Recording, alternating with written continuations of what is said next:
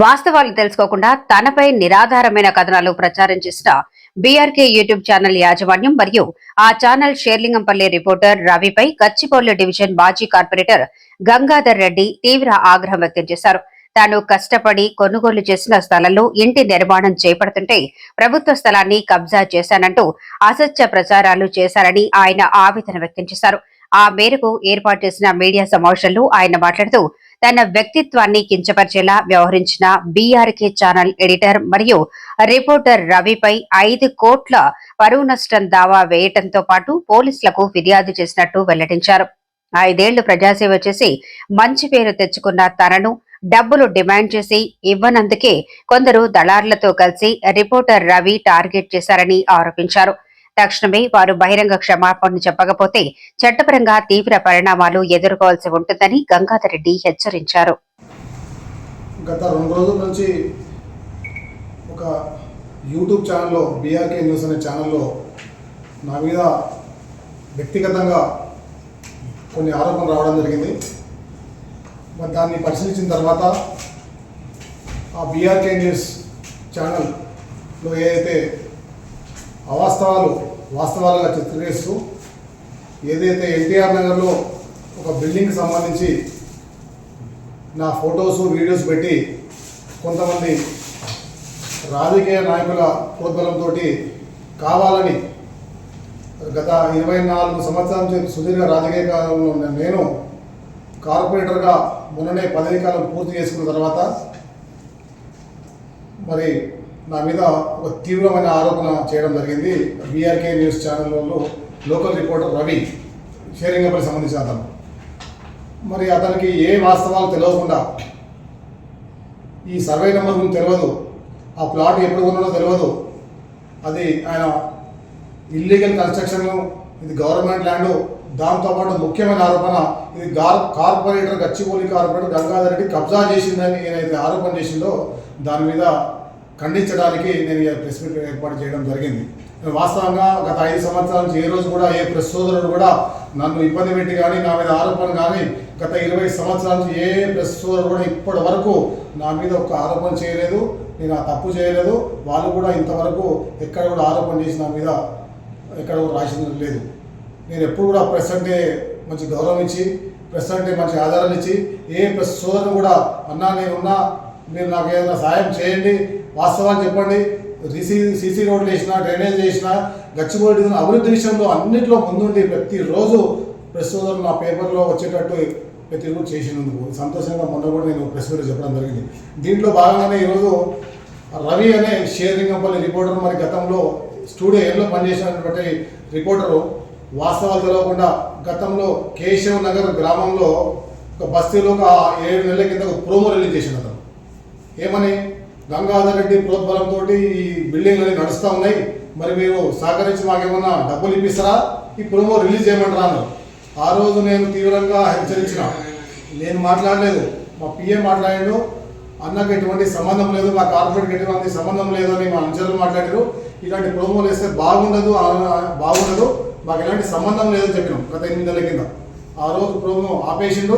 దాని తర్వాత ఆ మనసులో పెట్టుకొని మాకు డబ్బులు ఇప్పేయట్లేదు, మాకు బిల్డింగ్ ఎక్కడైనా అంటే నేను ఏమన్నా ఇప్పుడు బ్రోకర్గిరి ఇవ్వాలా, నువ్వు బిల్డింగ్ కాడిపోతావు, నేను కార్పొరేటర్గా నేను నీకు డబ్బులు ఇప్పేయాలా, ఇది ఎక్కడ న్యాయం? ఇది కావాలని ఒక కక్ష కట్టి కొంతమంది మా దగ్గర ఉన్నటువంటి బ్రోకర్ నా కొడుకు, కొంత మా విలేజ్లో తండకోడు ఊర్లో కూడా ఉన్నాడు, ఆ బ్రోకర్ నా కొడుకుల మాటలిని వీడు ఒక లుచ్చ మాదాపూర్లో ఇవాళ నువ్వు ఫార్చునర్ కార్లో తిరుగుతావు, ఎక్కడి నుంచి తిరుగుతున్నావు, ప్రతి ఇంట్లో నువ్వు ఎన్ని డబ్బులు వసూలు చేసినావు, ఏ బిల్డింగ్ కాడ ఎంత డబ్బులు తీసుకున్నావు అనేది నేను నిరూపిస్తా.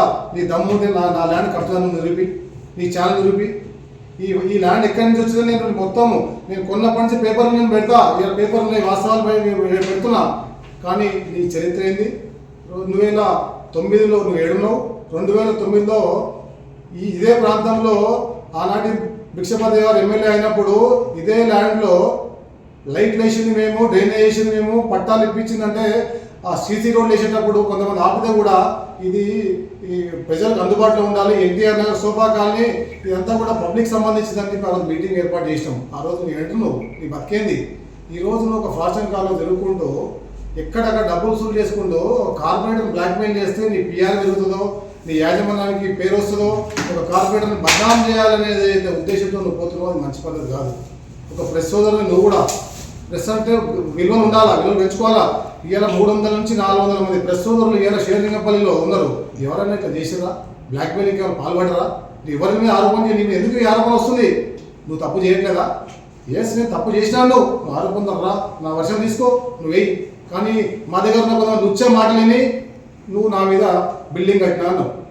నేను వాస్తవానికి 2010లో నా డాక్యుమెంట్ నేను కొన్నా, అఫీషియల్గా కొన్నా, కాసరా పానీలో ఇది పట్టా ల్యాండ్, నేను నిరూపిస్తా. ఇలా 22 ఏళ్ళ ఏదైతే పెట్టిరో ప్రొవిడెడ్ అని చాలాసార్లు పెట్టడం జరిగింది. ఇవన్నీ బిల్డింగ్లు కావా? ఎన్టీఆర్ నగర్లో కానీ గోపన్పల్లి కానీ గోపన్పల్లి తాండా కానీ బిల్డింగ్లు కావా?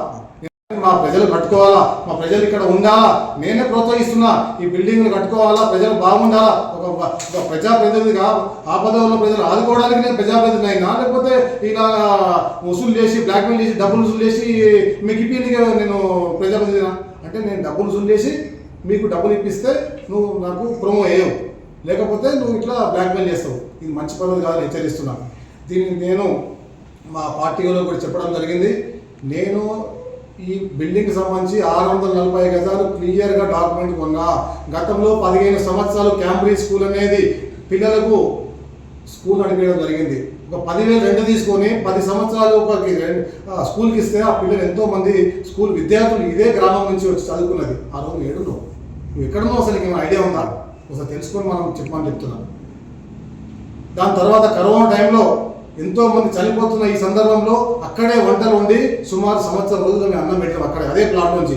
ఈ రోజు నా మీద కబ్జా అని చెప్పేసి నువ్వు ఇక్కడ నీ పిఆర్ పెంచుకోనికే నీ ఏదో నువ్వు తెల్ల ఫార్చునర్ కొనుక్కొని చేయడానికి అనుకున్నావు. నీ ఫార్చునర్లు ఇవన్నీ కూడా పనిచేయవు.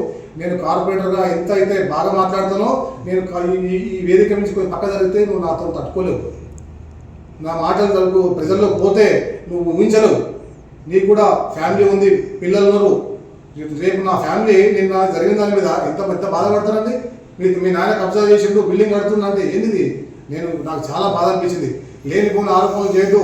మా దగ్గర ఉన్న కొంతమంది పనికిరాని నృత్యాలుగా చెప్తున్నా, మీరు ఈ వీడియో తీసి రాత్రికి ఒకరికి ఫోన్ చేసి ఈ వీడియో సర్క్యులేట్ చేయండి, ఈ వీక్లో సైట్ చేయండి అంటాడు ఒకడు. వాడిని చెప్తున్నా, బిడ్డ నీ 2-3 బిల్డింగులు 8-8 ఫ్లోర్లు కట్టినావు, నేను తలుచుకుంటే పునాదులతో దావ తీపిస్తా, రేపటి నుంచి లెక్క పెట్టి తీపిస్తా. ఏ కొడుకును కూడా ఉందేది లేదు, బ్రోకర్నా కొడుకులని చెప్తున్నా. రాజకీయంగా ఎదుర్కొంటే రాజకీయంగా నాతో రండి, దమ్ముంటే. మొన్న ఆడ ఈడ కాదు, మీ బ్రోకరిజం పనిచేయదు. దమ్ముంటే ప్రజలకు న్యాయం చేయండి, ప్రజల పక్షాన్ని నిలవండి, ప్రజల ఆదరణ పొందండి. కానీ నువ్వు కూడా కట్టేది లీగల్ బిల్డింగ్లే, నువ్వు కూడా కట్టేది ఈ రోజు 8 ఫ్లోర్లు బాయిలు కబ్జా చేస్తూ అన్ని కబ్జా చేస్తూ బిల్డింగ్ కడతావు. నా మీద ఇటువంటి బ్రోకర్లు అని చెప్పడం పంపిస్తావా? Useless fellow. మళ్ళీ కూడా చెప్తున్నా, ఇట్లాంటి ఆరోపణలు చేస్తే సహించేది లేదు. రేపు రాబోయే రోజుల్లో దీని మీద నేను నిన్ననే ఏసీపీ గారికి డీసీపీ గారికి కంప్లైంట్ చేయడం, ఎఫ్ఐఆర్ చేపించడం జరిగింది. రేపు డిఫర్మేషన్ కేసు కూడా నేను ఈరోజే ఆయన పంపించడం జరిగింది. మా అడ్వకేట్ ద్వారా మొదటి 10 రోజుల్లో మీరు సమాధానం చెప్పి మీరు అపాలజీ చెప్పకపోతే 5 కోట్ల రూపాయల జరిమానా కూడా నేను వేయడం జరిగింది. కాబట్టి ఎవరైనా ఆరోపణలు చేసే ముందు మా కష్టపడి 5 సంవత్సరాలు సుదీర్ఘంగా పనిచేసి ఒక మంచి పేరు తెచ్చుకున్నామనే ఉద్దేశంతో వేరే నాయకుల ప్రోత్సాహంతో మీరు చేయదు. దయచేసి ప్రస్తుతం అంటే చాలా విలువతో ఉన్నది. ఈరోజు కూడా మీకు గౌరవిస్తా. నువ్వు ఎన్ని సంపాదించుకున్నావు, నువ్వు ఫార్చునర్ కొన్నావు అనుకోవడం నేను అడుగుతలే, నేను ఏ రోజు మాట్లాడలే. ఈరోజు నా వ్యక్తిగతంగా నువ్వు ఆ మీద ఆరోపణ చేసినావు అన్నా, నాకు ఈరోజు తెలియదు. మా వాళ్ళు వేసిరు, మరి వేసిరంటే ఎట్లా వేస్తారు? నీ ప్రోత్సాహం లేకుండా ఎందుకు వేస్తారు? నీకు ఎవరు ప్రోత్సహిస్తారు? వద్దు, రాజకీయంగా మీరు చేయొద్దు. రాజకీయాల్లో మేము ఉన్నాం, రాజకీయంగా ఎదుర్కోవడానికి సిద్ధంగా ఉన్నాం. రేపు రాబోయే ఎలక్షన్లో రాజకీయంగా ఏ విధంగా అధికార పార్టీగా ఇంకో పార్టీగా మేము ఎదుర్కొంటాం. కానీ వ్యక్తిగతంగా నా మీద ఆరోపణ చేసి నీ పిఆర్ పెంచుకునే విధంగా మనం తప్పు చేయకు. ఎవరికైనా ఒకటే చెప్తున్నా, ఇక్కడ ఎన్టీఆర్ నగర్, సోఫా కాలనీ, ముఖ్యంగా కేశవ్ నగర్ నా మీద ఏదైతే ఆరోపణతో ఇవన్నీ కూడా గ్రామాలు. దయచేసి మీరు ఆలోచన చేయాలి. ప్రెస్ సోదరులు కూడా ఎవరిని కూడా దయచేసి ఇబ్బంది పెట్టవద్దు. మీరు కూడా ఎవరు ఇబ్బంది పెట్టట్లే ఇప్పటివరకు కూడా. కానీ గరీబ్ వాళ్ళు ఉంటే దయచేసి వాళ్ళు వదిలిపెట్టండి. కానీ ఎవరైనా బిల్డర్లు కానీ అపార్ట్మెంట్లు కానీ వాళ్ళు హాస్టల్స్ కట్టుకున్న వాళ్ళకు ఏదైనా ఉంటే మీరు వాళ్ళు ఏదైనా ఉంటే మాట్లాడుకోండి, అంతేగాని కావాలని గ్రామస్తులు ముఖ్యంగా తండాకు సంబంధించిన ఎస్టీలు వాళ్ళని ఇబ్బంది పెడితే ఏమొస్తుంది. అక్కడ కేశవరంలో వడ్డర సోదరులు వాళ్ళంతా రాయి కొట్టుకొని వాళ్ళ జీవనం కట్టుకుంటారు. వాళ్ళు పోయి డబ్బులు అడిగితే బ్లాక్మెయిల్ చేస్తే ఎట్టిస్తారు? ఎందుకు ఇవ్వాలి మీకు? ఇలా నేను గెలిచిన తర్వాత నా కార్యకర్తలు ఇల్లు కట్టుకోవాలా, ఇల్లు గులగొట్టించుకోవాలా? నేను గెలిచిన పాపం అదా? కబ్జాలు చేయాలన్న ఉద్దేశమా? కాదు కదా. దయచేసి ప్రజలను ఎక్కడ కూడా ఇబ్బంది పెట్టిన దాఖలాలు ప్రెస్ వాళ్ళు ఎక్కడ కూడా లేవు ఇప్పటివరకు.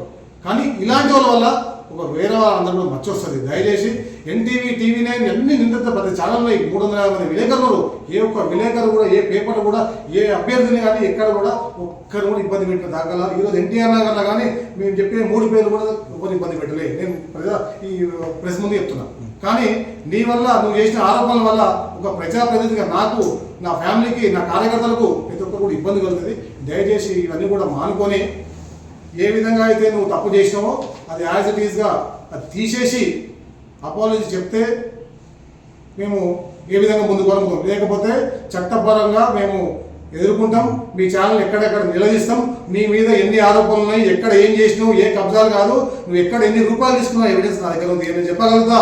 ఇవాళ నేను క్లియర్గా నువ్వు ఏ రూపాయి ఎక్కడ తీసుకున్నావు, ఏ బిల్డింగ్ ఎంత మాట్లాడుకున్నావు అనేది రుజువు నేను చేయగలుగుతా. నువ్వు నా మీద ఏం ఆరోపణ చేస్తావు చేసుకో, ఏం పీక్కు అది కూడా